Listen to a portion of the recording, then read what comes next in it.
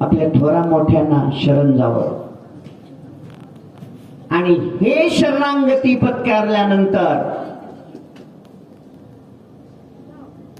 जर समजा तुम्हाला या ठिकाणी कळालं की आत्मबोध ज्या वेळेस आपल्याला होतो त्यावेळेस त्या आत्मबोध झाल्यानंतर परमेश्वर स्वतः तुम्हाला आत्मबोधाच्या पिंजऱ्यामध्ये सुरक्षित ठेवतो.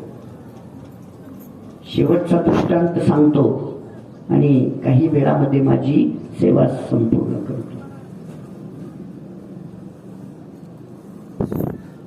मग आत्मबोध कधी झाला? महाभारताचं युद्ध संपलं. कौरवांच्या बाजूचे सगळेच मेले. पांडवाकडले फक्त 5 पांडव सोडले तर बाकी